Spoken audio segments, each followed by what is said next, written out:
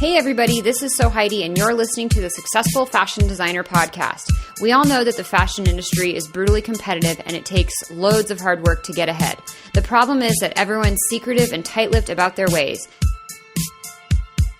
After working as a designer and educator for over a decade, I wanted to help break down those barriers and bring you valuable knowledge from industry experts, and this show is exactly where you'll find that. Whether you're trying to break into the fashion world, make yourself more marketable, launch your own label, or become a successful freelancer, we'll help you get ahead in the cutthroat fashion industry. This is episode 22 of the Successful Fashion Designer Podcast, and today I'm chatting with Carrie Summers, founder of Fashion Revolution, a global movement calling for greater transparency, sustainability, and ethics in the fashion industry. If you've seen the Who Made My Clothes sign that millions of consumers, brands, and producers have shared on social media, then you know what Fashion Revolution is doing. Simply put, they're asking us to be more curious about where our clothes come from and who made them. In the interview, Carrie shares the harsh truths about what goes on inside many factories, why higher-priced clothing doesn't necessarily mean it's ethically made, and how just a tiny increase is needed to make a huge change. In order for a garment worker in Bangladesh to earn a living wage and for all of the factories there to meet fire and safety building regulations, it would cost about an extra 30 pence in the UK, so sort of 50 cents. Before we jump into the interview, I have a quick favor to ask you. If you enjoy this episode, you can help me get bigger name guests on the show by leaving a rating on iTunes. With more ratings and reviews, it gives the show leverage in convincing higher value guests to do interviews, which brings you even more valuable content. It only takes 60 seconds and I'd really appreciate it. Visit sfdnetwork.com/review to leave your rating, and thanks for your support and help. To access the show notes for today's episode, visit sfdnetwork.com/22. Now on to the interview with Carrie.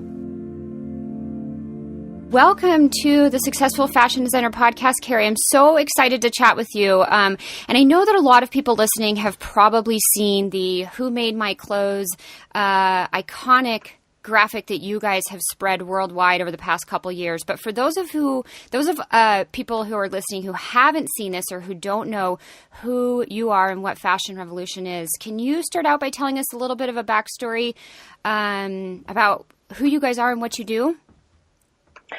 Yes, of course. Fashion Revolution was set up after the Rana Plaza disaster in Bangladesh, when the factory complex collapsed, killing 1,138 people. And we believe that this is too many people to lose from the planet in one terrible tragedy in one day without this standing for something. And after the event on the 24th of April, the next week in the press, there was just so many articles that I saw calling for a better, cleaner, more ethical fashion industry. And so we really knew that, this had to lead to revolutionary change within the fashion industry. So Fashion Revolution was really born out of that tragedy. And the whole Who Made My Clothes graphic came about because we saw that the need, really the most pressing need, was for greater transparency. If you can't see the problems, you can't fix them. And it was really obvious after the factory collapsed that brands didn't know whether they were producing there.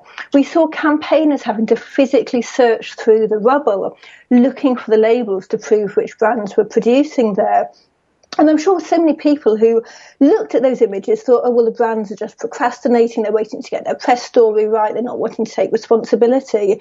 But I think a lot of the reason was those brands simply didn't know. The fashion supply chains have become so long, so complex. There's so much subcontracting in Bangladesh that nobody really has a clear picture of how the industry works. And a lot of brands really don't know where their clothes are being made, let alone where the raw materials are coming from. Yeah, I mean, I have to be honest, I'm guilty of it on some level too, because I work with a lot of agents. And so that's like another middleman, like you said, kind of stuck in the chain. And so how am I to know what's going on behind the doors of that person to the next person to the next person? And so what are you guys pushing for brands to do to see that transparency and to understand who is making their clothes, what are you encouraging brands to do to make some progress on that level? Well, this year we came out with the second edition of our Fashion Transparency Index, and it's really clear that brands have improved a lot since last year. We've seen a growing impact, growing transparency. We've seen growing disclosure of the factories where the brands are producing. But still, the average score for all of the brands was about 49 out of 250. So this is about 20% of all possible points. And many brands, or 3 brands, scored 0, and around a third of the brands scored 10% or less. So it's really clear that a lot of brands really aren't doing much. And even those brands which are doing, more than the others are only about half the way up the ladder when it comes to transparency. And I think the one thing that was particularly clear for us is that very few brands are actually disclosing the results of their factory audits. They might be talking about, maybe how often the factories are audited, but they're not talking about what the results are, what the remediation is. And this means that we really have no way of knowing whether the brand's policies and procedures, which we can often see on their websites, are really effective and whether they're really driving change within the industry. And I believe that we as consumers have the right to know that when we're spending our money, it is not supporting exploitation and human rights abuses and environmental destruction. And there's really no way to hold these brands to account unless we can see what's happening behind the scenes. So we really need to keep pushing for these brands to disclose more information. A lot of them are only disclosing piecemeal about, the information which they really want to disclose. They're disclosing more about their environmental practices, particularly in their retail stores, because of course this keeps their stakeholders happy, because a lot of the time it's driving efficiencies, it's driving costs down through using sustainable energy. But they're talking a lot less about things like unionisation. In terms of living wages, we found that even though several brands had committed to paying a living wage, actually only 4 of them were disclosing what steps they were taking towards paying a living wage. So we really need to see more disclosure of what the brands are really doing, rather than just the information, which they want their customers to see. So it sounds like what we're seeing is a lot of these brands are sort of saying, oh, we're doing the audit. I'm going to check that off the list. We're doing this, we're doing that. But then they're not actually publicizing the results of that. And they're picking and choosing the good and the bad of what they do or don't want people to see. Did I interpret that correctly? Yes, that's exactly right. So you mentioned something earlier about, some brands receiving a 10% or a 0. And so I'm curious, how are you guys calculating that score? What are you analyzing within the brand to determine what their score is on that Fashion Transparency Index?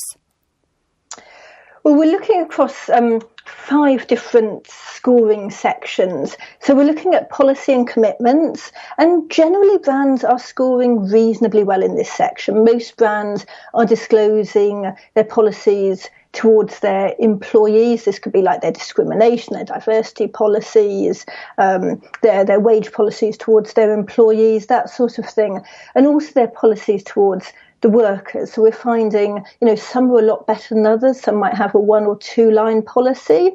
Other ones might have 1 or 2 pages with best practice recommendations. We have to score those the same. So they're scoring points for those, and also their commitment towards improvement. So are they measuring improvements? Are they publishing in their annual report what their targets are and what they're doing to achieve those targets?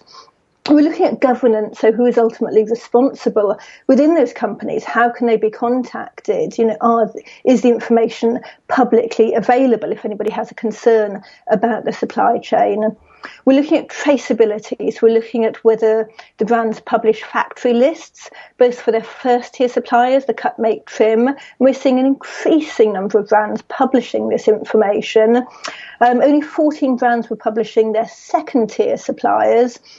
So this might be the sort of processing units where they're washing, laundering, ironing, other tanning the leather, other second-tier processes, and raw materials. Not a single brand was publishing where their raw materials come from. No-show fix, this is going back to what we were just talking about the auditing. So how do they know what the issues are? And how are they fixing them? And typically brands didn't score that well in this section. And then we also have a section on spotlight issues, which will change every year. So these are issues which we feel are really key for the industry going forward. So we looked at things like unionisation and collective bargaining, we looked at living wages, and we also looked at the business model. So were the brands doing anything to promote repair of their products? Were they taking back products and refurbishing them, for instance? So these are the 5 sections, and typically brands will have scored best in policy and commitments and probably worst in the no-show fix and the spotlight issues. So it seems like the deeper you're kind of getting into their supply chain and the deeper you're getting into the product, the lower the scores started to trend. That's right. And it's, really very easy for any brand to put a policy on their website. Sure. It's, whether they're adhering to that policy, whether their practices are actually in line with their policies, which is important. I mean, it is shocking that some brands still don't have policies of any kind on their website, either for their employees or for their producers and factories. Yeah. But the majority of them do. So let's talk a little bit about, kind of the root of a lot of what you guys are doing, which is the Who Made My Clothes. And you've mentioned, the worker and the fair living wage and the safe working environment for a lot of these people who are working in the factories in various countries. And I know you guys just launched your podcast. Congratulations on that. I listened to all the episodes. It was wonderful and really gave a nice inside story into what truly is going on behind the scenes. And I know a lot of us, see some of these things that happen, the Rana Plaza incident, for example, but they happen. And then, maybe a week later, the average consumer just kind of forgets about it and moves on to the next thing in their life. And so can you paint us a little picture of what's really going on behind the scenes in some of these factories on an ongoing basis? And how long has that been going on in the industry and the importance of fixing that? Yes. One of the main projects which we've worked on this year, which has been really exciting, is the Garment Worker Diaries. This is a project led by Microfinance Opportunities, and it's the biggest ever survey conducted on the ground of garment workers over the course of a year. So we talked to 540 garment workers in India, Cambodia and Bangladesh to try to get a real intimate insight into their lives. So the researchers were asking the garment workers about what they were earning, what they were buying, how they were spending their time each day, how much money went on rent, for example, whether they experienced any harassment, injuries, suffering from any pain in the factory. Also learning about important events, about illnesses, weddings, birthday parties, funerals, and that sort of thing. And this data is such a treasure trove. We have a whole Garment Worker Diaries section of our website, which is dedicated to this. And it's a real treasure trove. There's different country profiles on the 3 countries and information about specific profiles on some of the workers. It's really fascinating and it's also really shocking. So, for instance, 40% of the workers who were interviewed have seen a fire in their factory. Now, this means that every day people are still taking risks to make our clothes. So, this is really fascinating research, and we're really hoping that the information will get out to the brands, the factory owners, the consumers, particularly policymakers, and will give a real insight into identifying how the decisions we make will affect the lives of garment workers. As part of this project, on our website, we have just dedicated a page at the end of last week to a letter which people can fill in to brands. So you can just put the brand's name in. It has a list of around 150 different brands. and it will send an email to that brand asking what they're doing about unionisation, collective bargaining and better wages for the workers in their supply chain. So this is a really easy way which people listening can participate. All you have to do is put the brand's name in, put in your email address, and that email immediately gets sent to the brand, and you can fill it in for as many different brands as you want to. And so, you keep kind of taking this back to the consumer. And so who do you see being able to have the biggest impact on this? I mean, obviously the brands are the ones at the end of the day calling the shots of where their product is made, and which factories they choose to source with. But it sounds like just the everyday consumer, just each individual person as just one little person can collectively make a huge impact. So do you see kind of pushing each individual consumer harder is going to have a bigger impact? Or what have you guys seen over the past couple of years that you've been working on this? I think really there's two main ways, and it's a push and a pull approach. So consumer pressure is really key, but also legislation is really important. We believe that laws and regulations are really key for transforming the fashion industry. In France, for example, companies are required to report annually on their environmental, social, corporate governance issues. We have the relatively recent UK Modern Slavery Act, the California Transparency and Supply Chains Act, and these require companies to disclose their efforts to eradicate human trafficking and slavery from their supply chains. But the enforcement of these laws is often absent, and the implementation is weak, particularly in manufacturing countries. And there also appears to be little opportunity to address violations through the courts, and this is what really needs to change. We're hoping that the Fashion Transparency Index really helps to demonstrate the need for mandatory due diligence and reporting. We were talking about how brands have a very piecemeal attitude towards reporting their progress. But if there was mandatory due diligence and reporting, we'd like to sort of see brands reporting, being obliged to report the same things, disclose their real impact throughout their supply chains, wherever in the world they're producing. Yeah. And so I know you said in the Fashion Transparency Index you'd seen some improvements in terms of the brands, getting better scores and, maybe being more ethical in their production.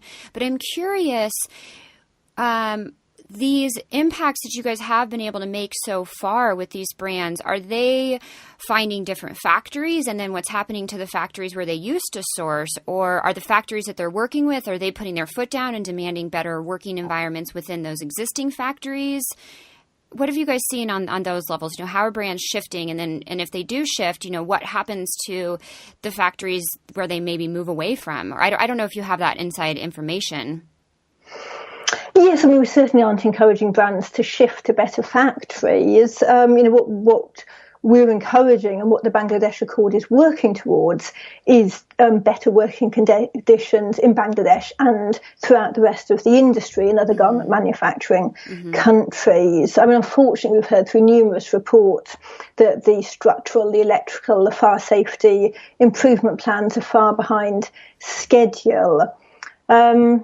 So yes, we certainly aren't encouraging brands to move away. And, most factories have some issues. The Bangladesh Accord at the beginning, the majority of factories did have remediation issues. And probably if that was replicated in other countries, we would find, similar issues which needed improving.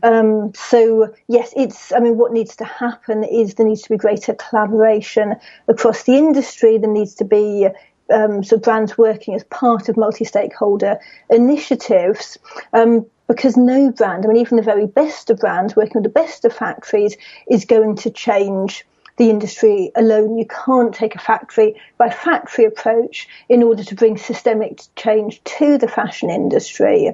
So we need to look at things like collective bargaining. And over 90% of garment factories around the world, the workers still have no right to bargain collectively with their employer over wages or over their working conditions.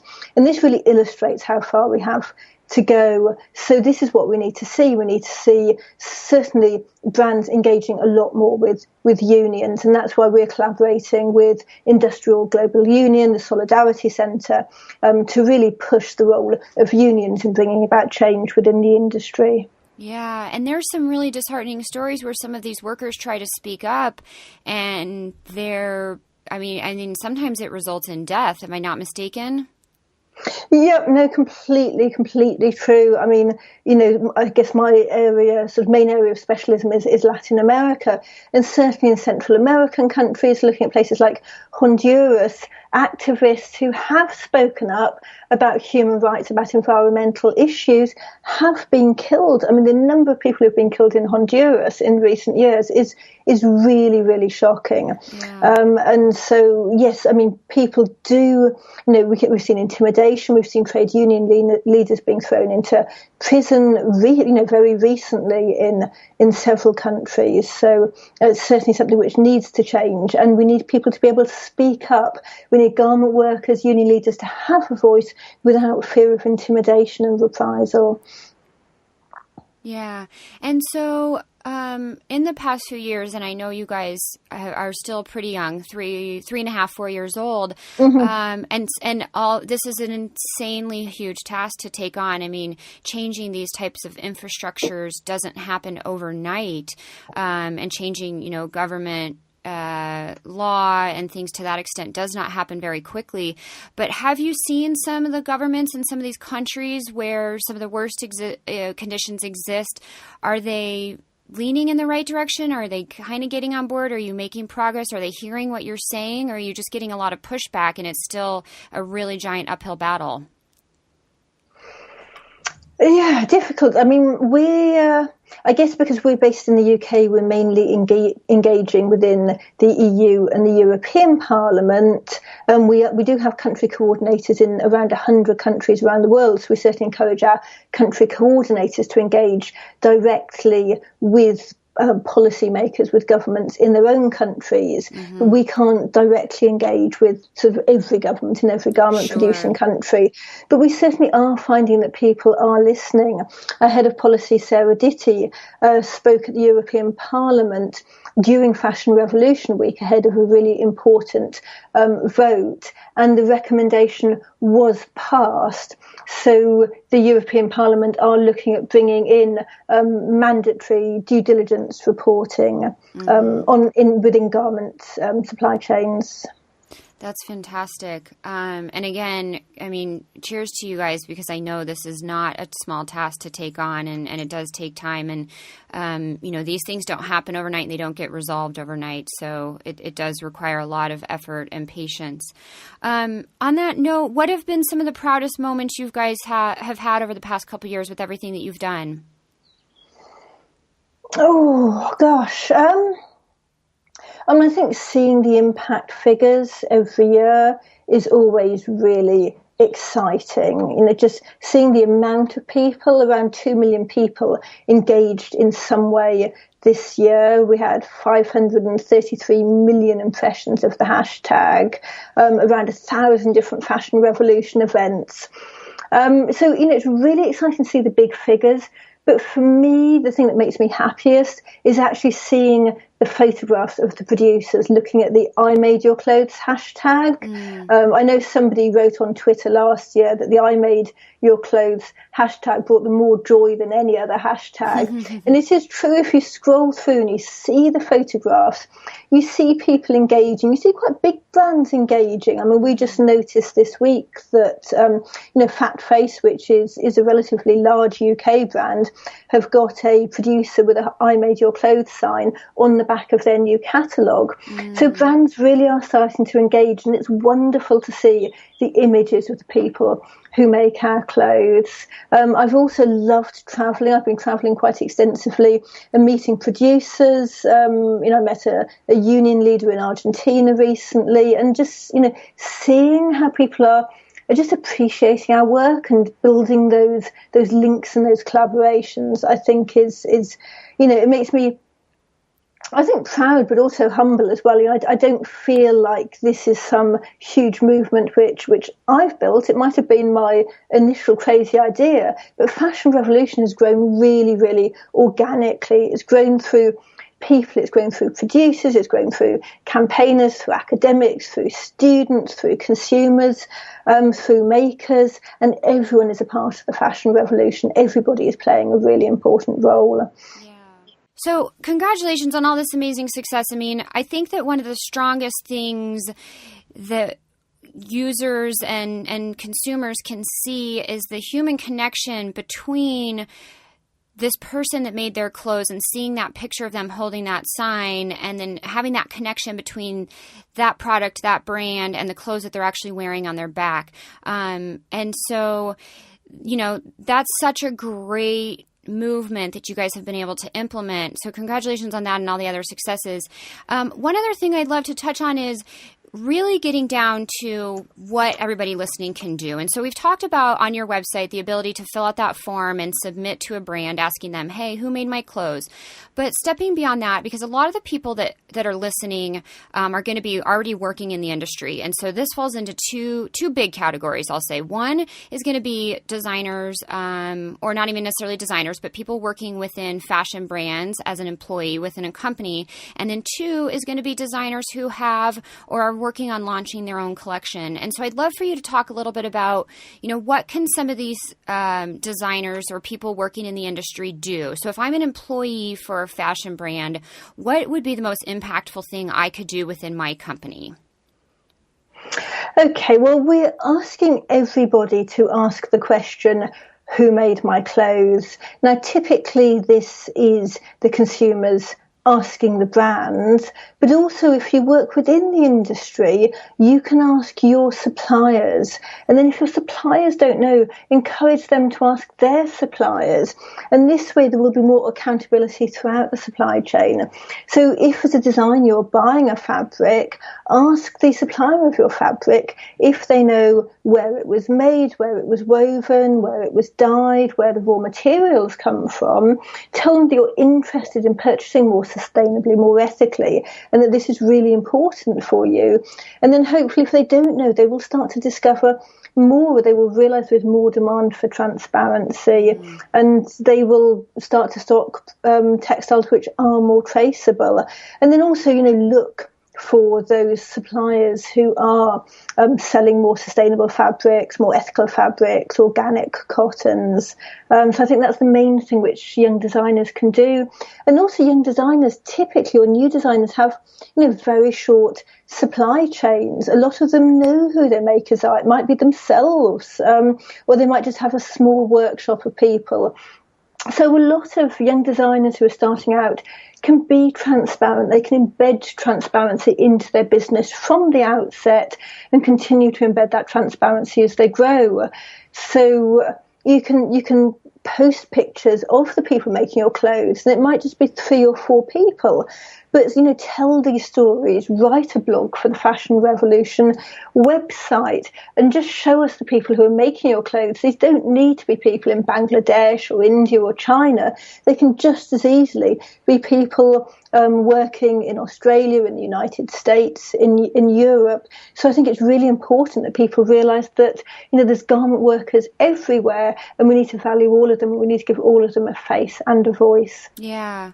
One thing you guys say a lot, and it's on your website in multiple areas, is just be curious. And I love that it's so simple, those 2 words. And it really goes back to exactly what you just said. When you're sourcing your fabric, maybe it's coming through an agent, then just be curious about that and talk to them and have an open conversation. It doesn't need to be this, you're putting anybody on the spot or you're being too aggressive about it, but just be curious about where these items are coming from, where they were produced, and what's the story behind them. I think that's a really simple takeaway. Just those 2 words is just be curious and ask questions, and that alone can have a huge impact. Yes, it really can. I mean, we have just run our first Fashion Revolution MOOC, which is a massive online course, and we've seen thousands of people signing up for this, and it's been really interesting seeing some of their responses. As part of the course, people were asked to ask the brands who made my clothes, to try to find out more about where the raw materials came from.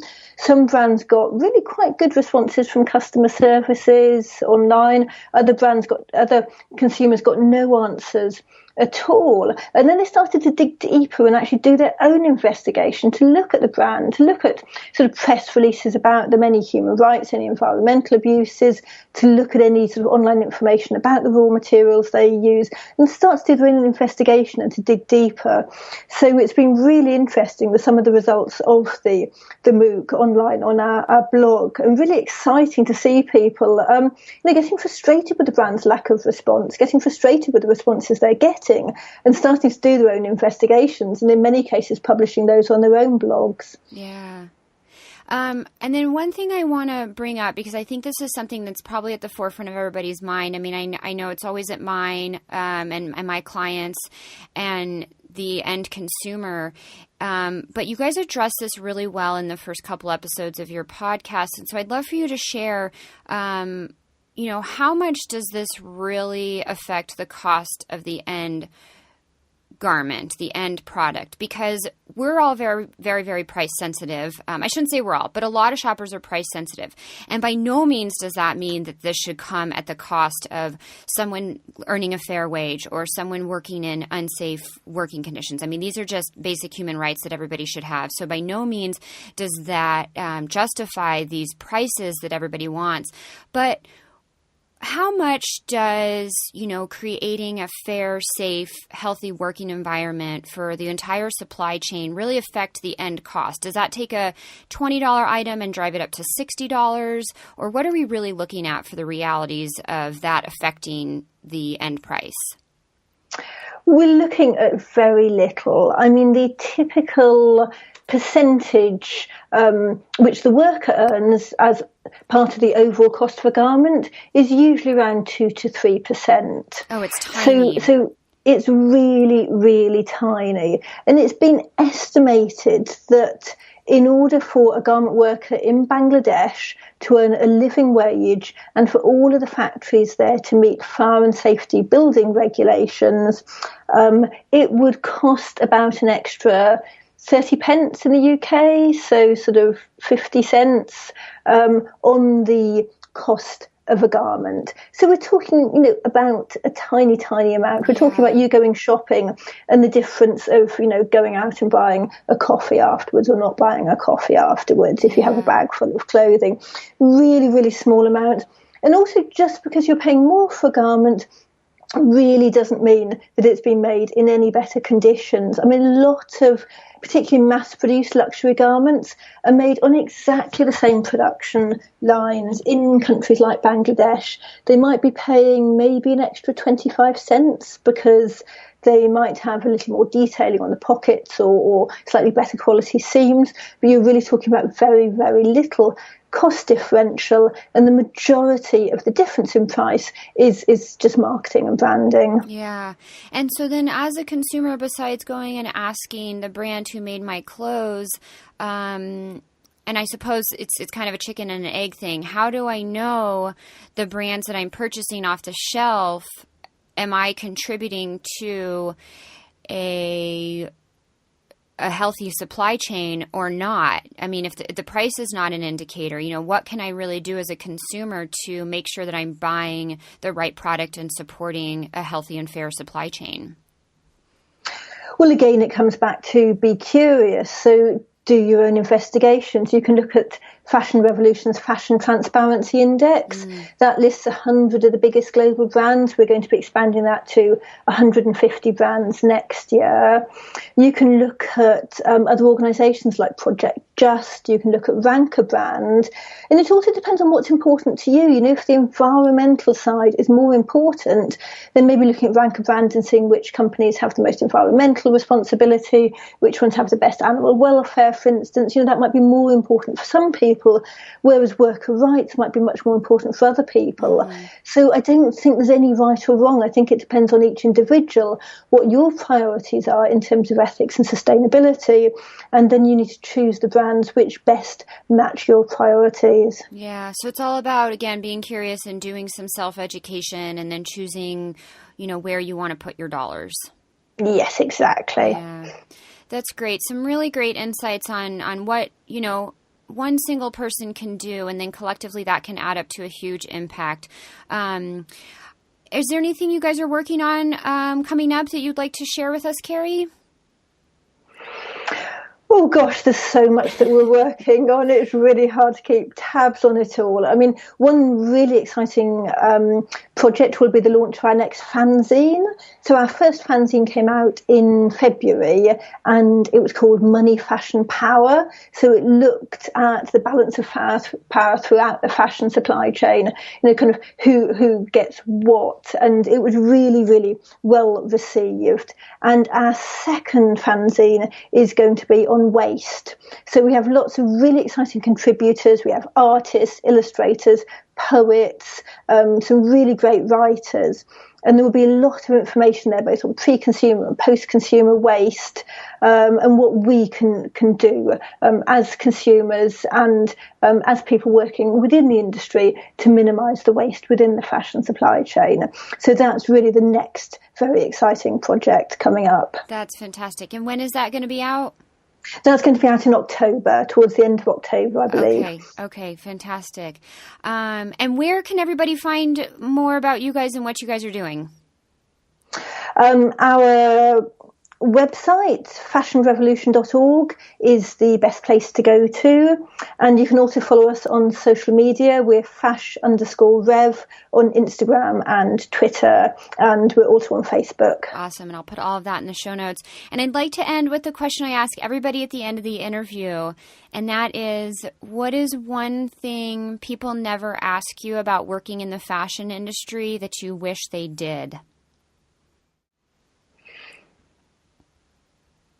Well, I guess it's related to what we've been saying. I mean, one of the things which I really want to convey to people is how much impact they can have. I mean, my inspiration for starting in the fashion industry to start with was Anita Roddick. And I thought, if this woman has had such an impact on the beauty industry with really no experience at all within the industry, then there was nothing to stop me from doing the same within the fashion industry. And one of her quotations I love, which has been much quoted, is, if you think you can't have an impact, try to get going to bed with a mosquito.